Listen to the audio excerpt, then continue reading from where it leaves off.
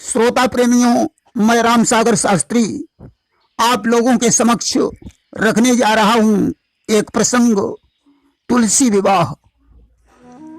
देखिए, देवर्षि नारद जी ने एक बार श्री नारायण से पूछा, प्रभु लक्ष्मी जी कैसे तुलसी बनी और फिर कैसे उनका विष्णु से मिलाप हुआ। यह कथा सुनने की हमारी बड़ी आकांक्षा है। नारायण बोले, नारद, बहुत दिनों पहले राजा सावर्ण के वंश में कुशध्वज नाम का राजा हुआ, जिन्होंने तपस्या करके लक्ष्मी जी को अपने घर में पुत्री के रूप में उत्पन्न होने का वरदान मांगा, जिसके फलस्वरूप लक्ष्मी जी ने कुशध्वज की पत्नी से अंश रूप में जन्म लिया। उस समय उनका नाम वेदवती पड़ा। बड़ी होने पर वेदवती ने विष्णु की कठोर तपस्या करके उन्हें पति रूप में प्राप्त होने का वरदान प्राप्त किया।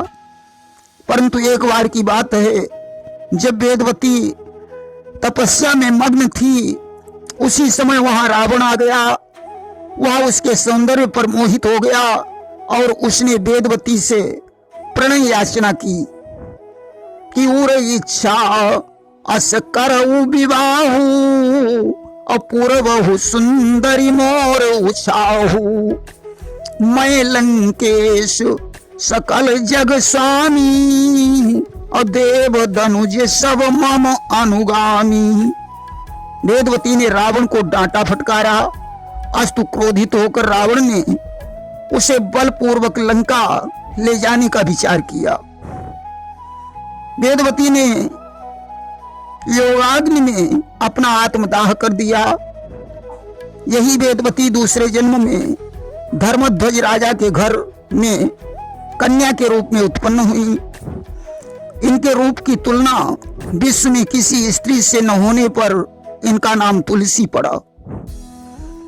तुलसी ने कठोर तपस्या करके ब्रह्मा जी से विष्णु को पति के रूप में प्राप्त करने का वरदान मांगा।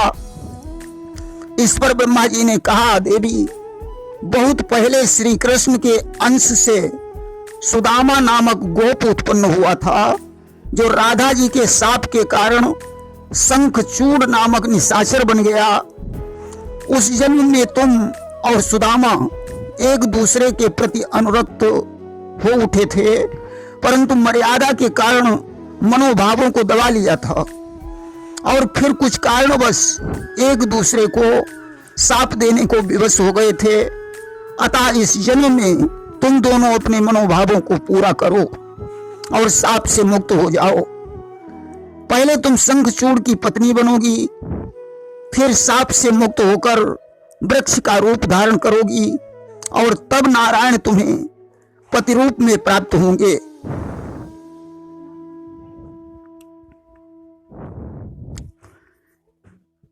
वहीं शास्त्रों में तुलसी के श्राप का एक और प्रमाण मिलता है कि एक बार तुलसी ने गणेश जी से विवाह करने की इच्छा प्रकट की, परंतु उन्होंने तुलसी के इस प्रस्ताव को ठुकरा दिया और उन्हें श्राप दे दिया कि तुम्हारा विवाह अब किसी देवता के साथ न होकर राक्षस के साथ होगा। तुलसी ने गणेश जी से क्षमा मांगी।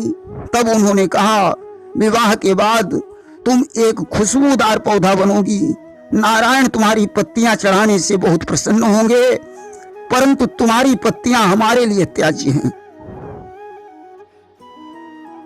इधर शंखचूड़ ने ब्रह्मा जी की घनघोर तपस्या की और उनसे अमरता का वरदान मांगा। ब्रह्मा जी ने कहा,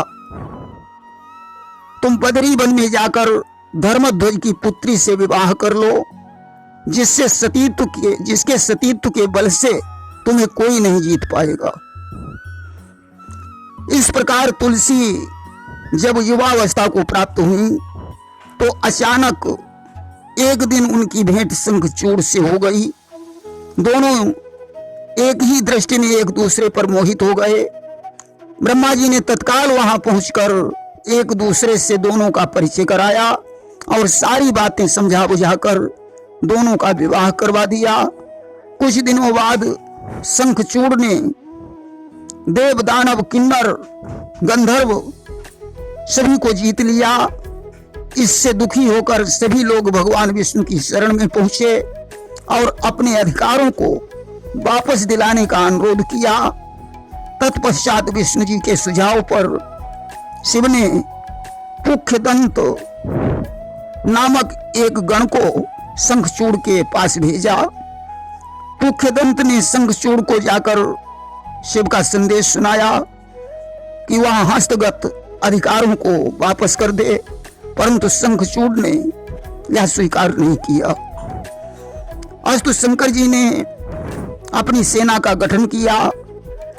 कार्तिकेय, वीरभद्र तथा सभी देवियों को युद्ध के लिए तैयार किया। इस घटना का वर्णन जब शंखचूड़ ने तुलसी से किया तो उसने युद्ध से विरत करते हुए रति विलास का आग्रह किया, परंतु फिर भी दूसरे दिन प्रातःकाल शंखचूड़ अपनी सेना लेकर शंकर जी के सामने पहुंच गया। घमासान युद्ध होने लगा कि ढप ढोल और शंखों के स्वर पृथ्वी दहलाए देते थे, बलवानों के गर्जन तर्जन आकाश हिलाए देते थे। 100 वर्षों तक युद्ध हुआ, परंतु हार जीत नहीं हो सकी। इसी बीच विष्णु ने एक बूढ़े ब्राह्मण का रूप बनाया और शंखचूड़ के पास पहुंचे। उन्होंने कहा, मैंने सुना है कि आप बहुत बड़े दानी हैं। शंखचूड़ ने कहा, विप्रदेव आपको क्या चाहिए, मांग लीजिए। आज त्रिवाचा कराकर भगवान ने उसका कवच मांग लिया। अब भगवान ने शंखचूड़ का रूप बनाया और उसके घर पहुंचे। तुलसी से रतिदान मांगकर उसके सतीत्व को नष्ट कर दिया। इससे शंखचूड़ की समस्त शक्तियां नष्ट हो गईं और वह भगवान शंकर के त्रिशूल से मृत्यु को प्राप्त हो गया। इधर तुलसी को जब सच्चाई का पता चला तो उन्होंने विष्णु को पत्थर होने का श्राप दे दिया कि पाहन हृदय भयो हरि तोरा, और इसलिए पाहन हो श्राप या मोरा। इस प्रकार भगवान विष्णु ने कहा, देवी तुमने मुझे प्राप्त करने के लिए घोर तपस्या की थी, उसी को सिद्ध करने के लिए मुझे यह रास्ता अपनाना पड़ा। अब तो पति की मृत्यु के शोक से और विष्णु की बात से तुलसी जड़वती हो गई। उसी समय सरस्वती के शाप से वह वृक्ष बन गई और तुलसी के श्राप के कारण भगवान विष्णु शालिग्राम बनकर तुलसी वृक्ष के नीचे उपस्थित हो गए। इसके बाद ब्रह्मा जी ने वहां आकर तुलसी और शालिग्राम का विवाह करवा दिया। श्री नारायण ने कहा, देवर्षि इस प्रकार लक्ष्मी जी तुलसी बनी और विष्णु जी को इस तरह से शालिग्राम बनना पड़ा। वहीं तुलसी की कथा में वृंदा का इतिहास भी जुड़ा हुआ है।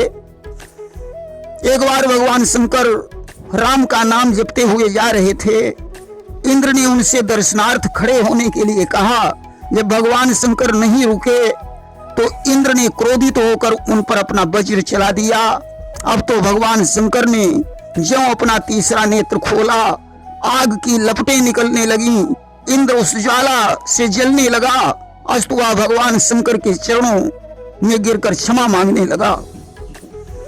शिव को दया आ गई और उन्होंने उस ज्वाला को बटोरकर समुद्र में डाल दिया, जिससे एक बालक उत्पन्न हुआ।